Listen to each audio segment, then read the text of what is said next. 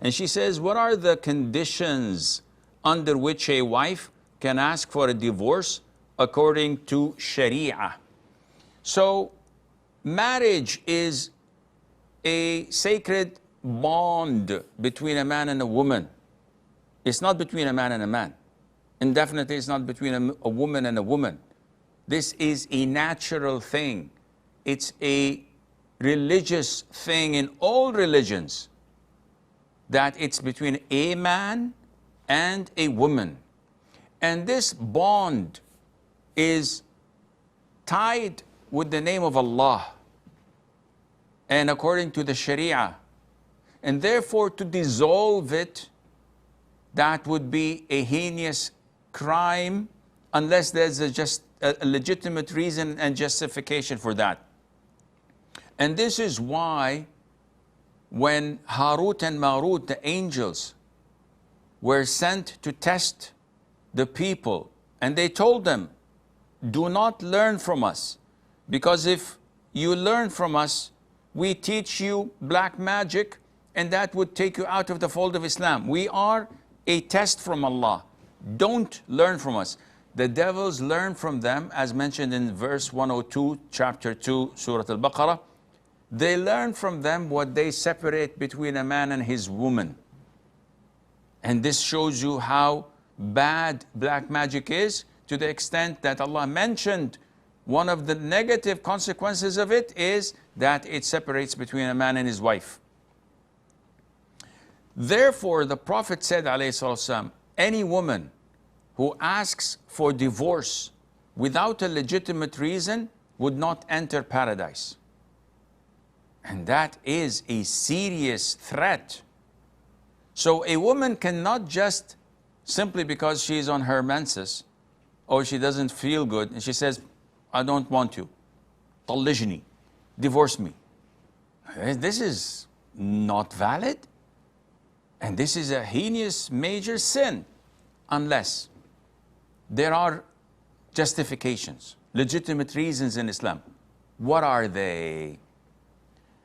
In short, if there is harm on the woman, then she can ask for divorce. What kind of harm? Real harm. If the man is a psycho, he refuses her to leave the house. He refuses her to speak to anyone on the phone. She doesn't watch anything halal, not use the internet. And he is keeping her as a prisoner of war. This is totally haram. This is real harm, and she can ask for divorce. If he prevents her from seeing her parents and relatives, she can ask for divorce. If he is having rage fits and he has bad moral conduct, he's abusive, his words are really hurtful, he always criticizes her, makes fun of her looks and her cooking, and abuses her and curses her and swears at her, she can ask for divorce. If he is really ugly and she's unable to look at his face, as is in the hadith of Thabit ibn Qais, where his wife could not look at him, and she said, had I not feared Allah, I would have spitted in his face whenever I look at him because of his ugliness. This is a legitimate reason.